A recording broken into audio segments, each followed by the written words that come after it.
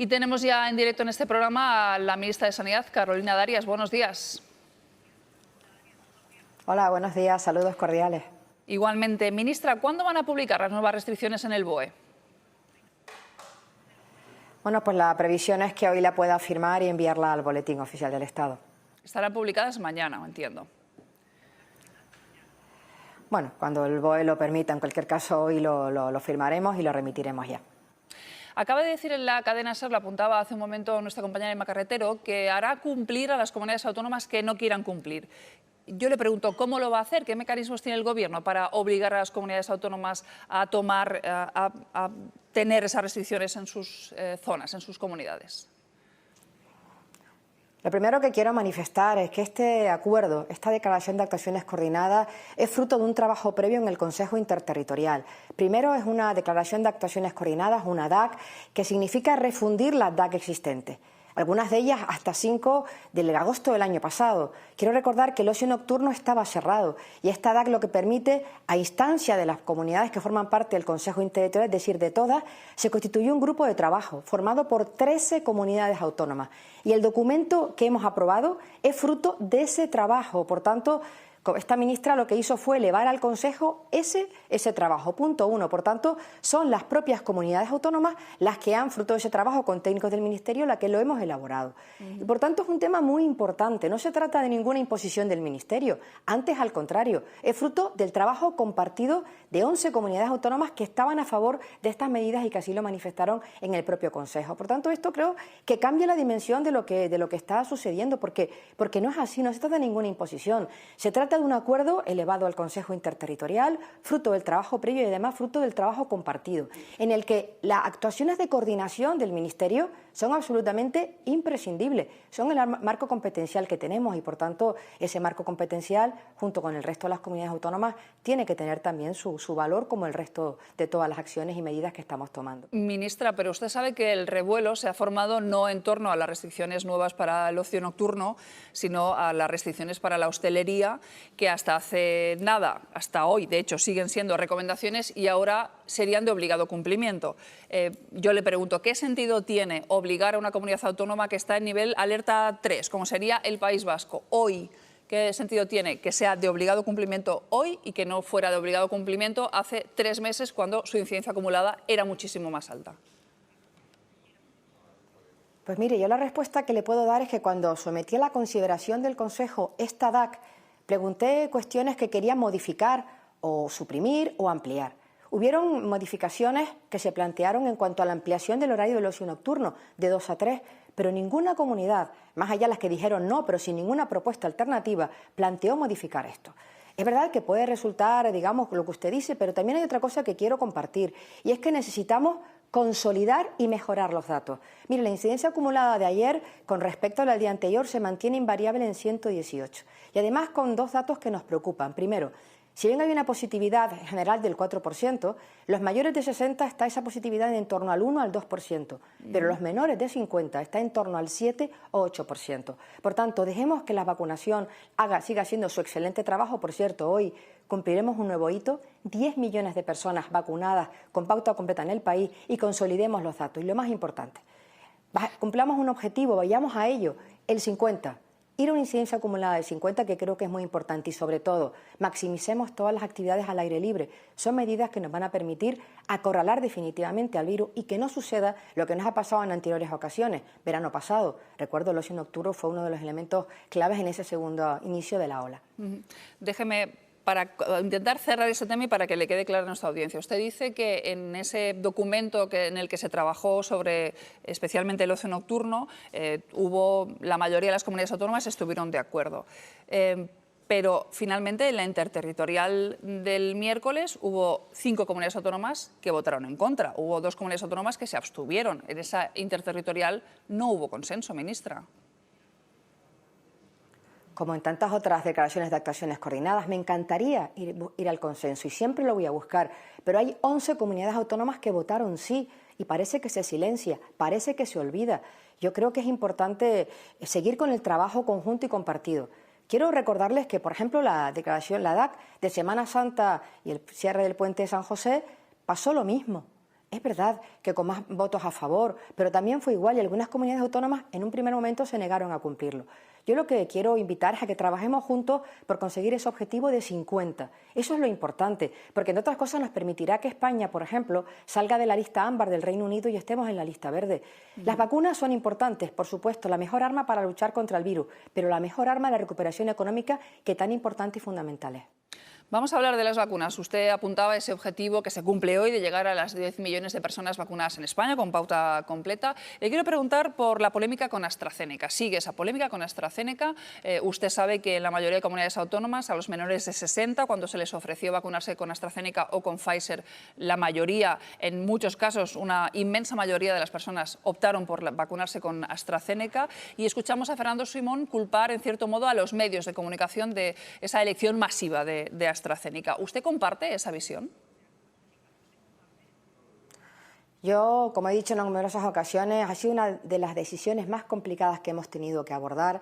Recuerdo los orígenes, los antecedentes, esos trombos, digamos, raros e infrecuentes, pero que existen, que en España estamos por encima de los 30 casos y con 5 fallecimientos en esta ocasión. Y esa fue la decisión que motivó, primero, la paralización de la vacuna y, segundo, ampliar el intervalo de 12 a 16 semanas y después tomar esta decisión, que yo creo que da una respuesta razonada y razonable. Y además se permite excepcionalmente para aquellas personas que rechacen Pfizer ponerse esa segunda con AstraZeneca. Por tanto, mucha pedagogía para explicar que se trata de una opción no solo segura, sino más segura, y también respetar, por supuesto, que las personas elijan otra opción. Eso es lo que tenemos que estar, en intentar transmitir seguridad, la máxima posible, como están haciendo otros países de nuestro entorno, y vacunar, vacunar y vacunar. Ministra, ¿va a necesitar también pedagogía para hacer entender a los ciudadanos que cuando el Gobierno decide retirar la dosis de AstraZeneca a los menores de 60 años lo hace por el riesgo de trombos? Ahora usted me dice que cuando el Gobierno le dice a los menores de 60 años que tienen que ponerse como segunda dosis Pfizer es porque existe ese riesgo de trombos, y en cambio ahora mismo se aprueba que se vacune con Janssen a los menores de 50 años cuando es una vacuna que usted sabe que se ha hecho con la misma tecnología que la vacuna de AstraZeneca y también hay riesgo de sufrir trombos. ¿Cómo va a hacer pedagogía el Gobierno a esa franja de edad cuando me ha vuelto a insistir en el riesgo de trombos con AstraZeneca y ahora nos quieren poner otra vacuna que es Janssen, que en teoría tiene los mismos efectos secundarios? Primero, no es una decisión que adoptó el Gobierno, es una decisión que adoptamos en el seno de la Comisión de Salud Pública, formado por todas las comunidades autónomas, ciudades autónomas y también el Gobierno, elevado al Consejo Interterritorial y con el visto bueno del Comité de Bioética para hacer esa excepcionalidad, pero como bien saben no se pueden elegir las vacunas. Janssen fue también una cuestión que se abordó en la Comisión de Salud Pública. Es verdad que tenemos que estar atentas y vigilantes, pero también es verdad que los casos de notificación hasta ahora no están en parangón como son con AstraZeneca. Lo que pasa es que sabe, ministra, que vacunas de Janssen se han inoculado muy pocas en el mundo en comparación con las vacunas que se han inoculado de AstraZeneca, con lo cual ese riesgo de trombos, tenemos una muestra muy inferior de inoculados con Janssen, no podemos comparar. Es verdad que la muestra no es comparable, pero sí tenemos un país como Estados Unidos que la FDA, la agencia norteamericana, usted bien sabe, que paró, y eso fue el inicio por el que no llegaron en el tiempo previsto Janssen a toda Europa y también a España, paró la vacunación y después decidió iniciarla sin límite de edad. Por tanto, lo que vamos a hacer es, desde la Comisión de Salud Pública, ir viendo paso a paso, grupo etario a grupo etario, y estando muy atentos a los datos que se vayan produciendo. Le quiero preguntar también por la vacuna a los niños y los adolescentes entre 12 y 17 años. ¿Qué hay sobre eso de que se pueda vacunar a los niños antes de que empiece el curso que viene, antes de septiembre? Como usted sabe, ha sido autorizada por la Agencia Europea del Medicamento, el tramo entre 12 y 17 por ahora con Pfizer, también está en estudio con Moderna, como bien saben, y por tanto la idea que tenemos es proponer a la Comisión de Salud Pública que antes del comienzo del curso escolar, aproximadamente, si así lo estima bien la Comisión y el Consejo, 2 semanas antes, poder iniciar esa inoculación a nuestros chicos y chicas adolescentes entre 12 y 17 años. Le quiero preguntar si me puede explicar brevemente cuál va a ser esa propuesta que le va a hacer a los médicos residentes, que leo que lo va a hacer hoy, esa propuesta para los cambios en la elección, en ese método telemático de elección de plazas. Bueno, me permitirá que se los diga a ellos directamente, por respeto a a lo que representan. También tenemos antes una reunión con el foro profesional. Se trata, dentro del marco telemático que tenemos, una propuesta que espero pueda satisfacer y generar, por cierto, confianza, como creemos que es así, en la plataforma que vamos a poner a disposición de todos ellos y ellas. O sea que entiendo que el sistema telemático va a parecerse al sistema tradicional. Vamos a intentar que sea lo más parecido al sistema tradicional. El marco jurídico que tenemos, no solamente por la ley, sino por la orden que la convoca y la resolución que la desarrolla, tiene que ser telemático y, por tanto, vamos a ofrecerle, en la medida de las posibilidades, toda la información disponible para que puedan hacer la mejor elección. Quiero decir que el sistema está funcionando, ya son más de 8.000 las solicitudes que se han presentado en borrador. Ayer, el último dato, eran más de 2.000 las enviadas, pero en cualquier caso, el diálogo y la escucha activa en esta ministra siempre la van a encontrar. Son el presente y el futuro de nuestro Sistema Nacional de Salud y, por tanto, nuestra máxima consideración. Efectivamente. Aunque sé que me va a decir que eso es una potestad del presidente, le tengo que preguntar si va a haber crisis de gobierno este verano o remodelación del gobierno este verano.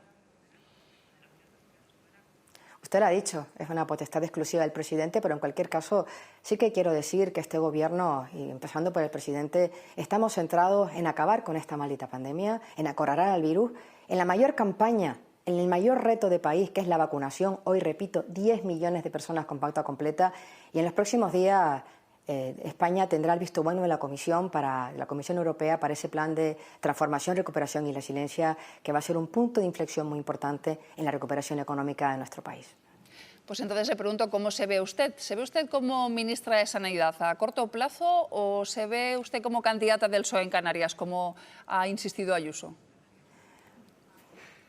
Bueno, esas consideraciones que ha hecho la presidenta, permita decirle que, desde luego, esta ministra va a estar por el diálogo, la escucha y el respeto.